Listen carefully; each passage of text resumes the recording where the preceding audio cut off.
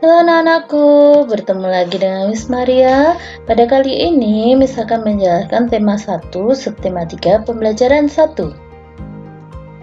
Tujuan pembelajarannya supaya siswa dapat 1. Menentukan ide pokok dalam teks. 2. Cara memelihara kesehatan alat gerak manusia. Perhatikan gambar berikut ini. Gambar di samping menunjukkan ada 3 gambar pokok yang memiliki keterkaitan antara satu dengan yang lainnya. Berikut adalah penjelasan gambar tersebut. Untuk membuat gerabah, siapkan tanah liat yang baik. Bentuk sesuai keinginan di atas mesin pemutar. Setelah gerabah kering dan dibakar, warnai sesuai selera. Dari ketiga kalimat yang ada di gelembung balon kata, terdapat ide pokok dari setiap gambar yang ada. Dari ide pokok yang ada, kalian bisa mengembangkan dan membuatnya menjadi sebuah paragraf. Jadi, kalau diperhatikan dari gambar tersebut, kalian bisa memiliki 3 paragraf. Karena ada 3 ide pokok di dalamnya. Baiklah anak-anak, kita akan melanjutkan tentang membaca. Miss akan mengajak kalian membaca bacaan gerabah dari Pulau Madura. Paragraf pertama. Salah satu warisan karya budaya yang sangat tua, luas persebarannya, dan mampu bertahan hingga sekarang adalah gerabah, yakni barang pecah belah dari tanah bakar yang dibuat secara tradisional. Gerabah juga dikenal dengan sebutan tembikar. Gerabah konon sudah dibuat manusia sejak manusia hidup menetap dan mulai bercocok tanam beberapa ribu tahun sebelum tahun Masehi. Dan kini masih kita dapatkan di seluruh pelosok Nusantara, tidak terkecuali di Pulau Madura. Kalau kalian perhatikan, paragraf tersebut ada 2 warna yang Miss berikan. Jadi, warna kuning di kalimat tersebut adalah merupakan ide pokok dari paragraf pertama, dan begitu seterusnya sampai paragraf 11. Mari kita perhatikan kembali paragraf kedua. Pada situs-situs kebudayaan dan purbakala banyak dijumpai gerabah atau tembikar yang difungsikan sebagai peralatan atau perkakas rumah tangga dan untuk keperluan peribadahan serta penguburan mayat. Gerabah yang paling sederhana dibuat dan dibentuk hanya menggunakan tangan dengan ciri adonan yang kasar, dan bagian-bagian gerabah tersebut masih dipenuhi oleh jejak-jejak jari. Selain itu, bentuknya kadang tidak simetris. Paragraf 3. Tidak terkecuali di Pulau Madura, gerabah dibuat untuk difungsikan sebagai peralatan sehari-hari masyarakat setempat yang dilakukan secara tradisional seperti apa yang dilakukan oleh para pendahulunya. Kesamaan pembuatan gerabah di Madura sekarang ini dengan para pendahulunya adalah proses pembuatan dan bentuknya yang masih tradisional, sama seperti gerabah-gerabah yang dihasilkan pada zaman terdahulu. Lanjut ke paragraf 4. Gerabah-gerabah yang dihasilkan oleh para pengrajin di Madura adalah gerabah yang dibuat dari tanah liat yang berwarna kuning dengan pasir halus. Tanah liat hitam dapat juga dipergunakan, tetapi kualitasnya kurang baik.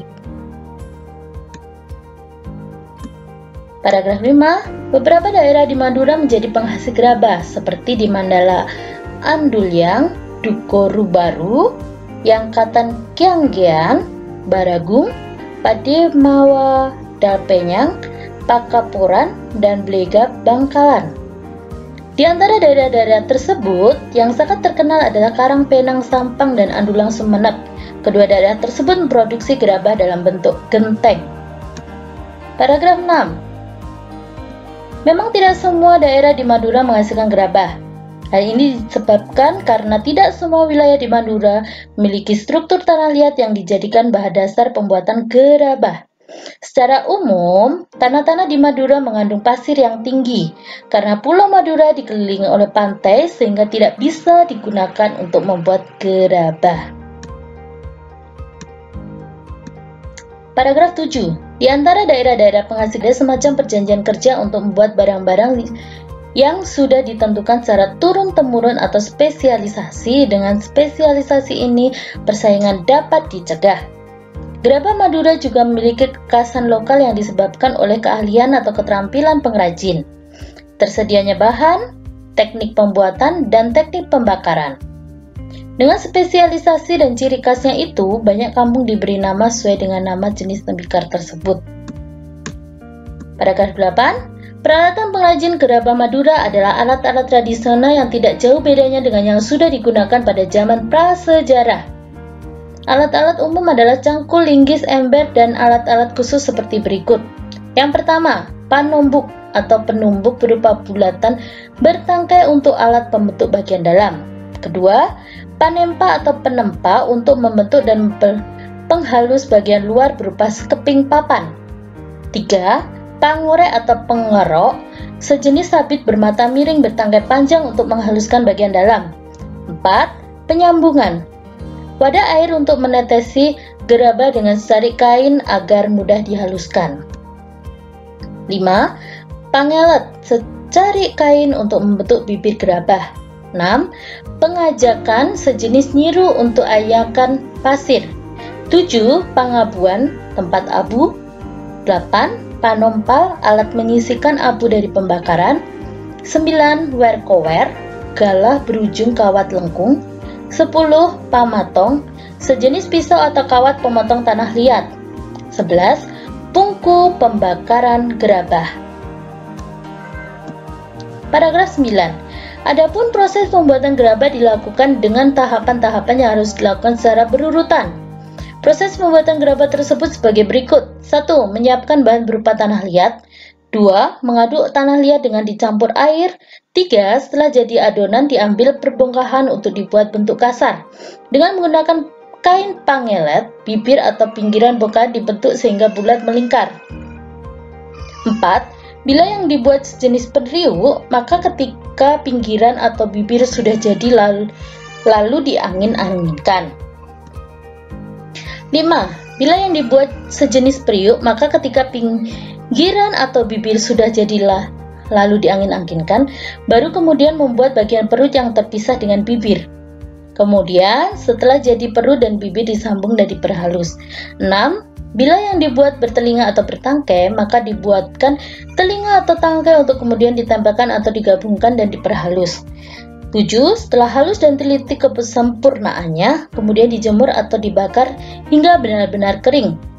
Langkah terakhir setelah kering adalah dibersihkan, namun untuk beberapa daerah ada yang masih menyempurnakannya dengan cat yang berasal dari lumpur. Paragraf 10. Keberadaan pengrajin gerabah di Madura ini telah banyak memberikan manfaat, baik untuk pengrajin, pemakai maupun untuk masyarakat umum.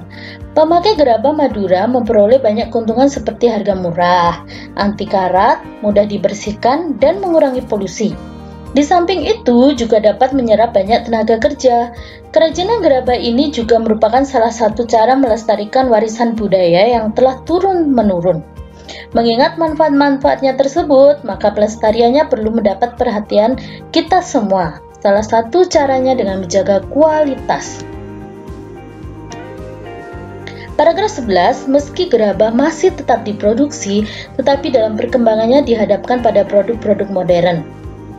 Produk-produk modern tersebut tidak hanya proses pembuatannya yang modern, namun juga menggunakan bahan-bahan yang lebih praktis dan lebih tahan lama, seperti dari plastik, karet, besi, dan aluminium. Akibatnya, lambat laut menggeser keberadaan gerabah. Para pengrajin pun juga terancam. Baiklah anak-anak, itulah bacaan dari gerabah dari Pulau Madura. Nah, kalian perlu tahu juga, tanah liat itu banyak kegunaannya. Salah satu karena tanah liat merupakan salah satu jenis tanah yang memiliki banyak manfaat. Selain itu, sebagai media tanam bagi berbagai tanaman, tanah liat juga dapat dijadikan sebagai dasar pembuatan gerabah. Kemudian, proses pembuatan gerabah dari tanah liat.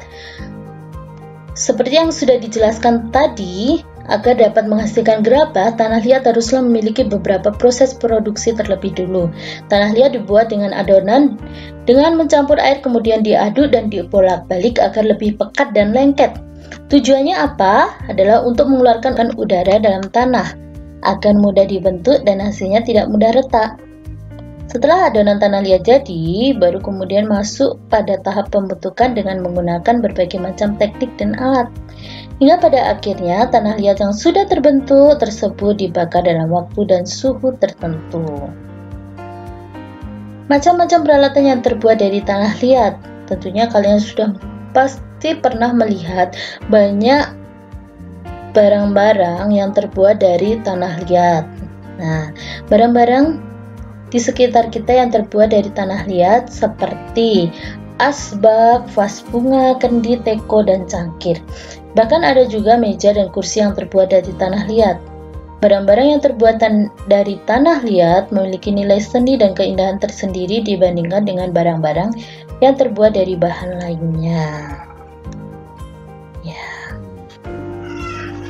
Dengan membaca bacaan yang sebelumnya, tentunya dalam pembuatan gerabah dilakukan dengan posisi duduk. Ya, posisi duduk yang benar adalah yang pertama, usahakan posisi kepala berada segaris dengan tubuh dan menghadap ke depan. Yang kedua, bahu rileks dengan lengan berada pada kedua sisi tubuh. 3. Siku menempel pada tubuh dan menekuk membentuk sudut 90-120 derajat. 4. Punggung harus ditopang secara penuh dengan penopang pada saat tegak atau sedikit bersandar. 5. Posisi pada paha dan panggul ditopang oleh dudukan kursi dan sejajar dengan lantai. Sedangkan lutut setinggi panggul membentuk sudut 90 derajat. Kalau kalian sudah mengetahui cara duduk yang benar, berikut misalkan berikan beberapa contoh cara menjaga kesehatan otot dan tulang. Yang pertama, ya, ini adalah posisi berdiri tegap yang benar. Jadi badan lurus. Yang kedua, makan makanan yang mengandung sayur, buah, dan kalau bisa kalian masih masa pertumbuhan, minumlah susu pertumbuhan supaya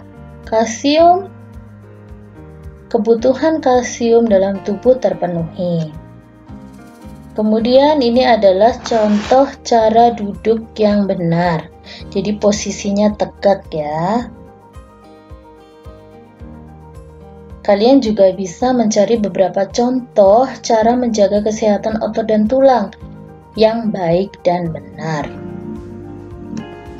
Ya, baiklah anak-anak, itulah yang bisa kami sampaikan pada pembelajaran kali ini. Apa yang sudah kita pelajari? Yang pertama, kita sudah menentukan ide pokok dalam sebuah bacaan. Kemudian yang kedua, yaitu cara sikap duduk yang benar dan cara menjaga otot dan tulang manusia.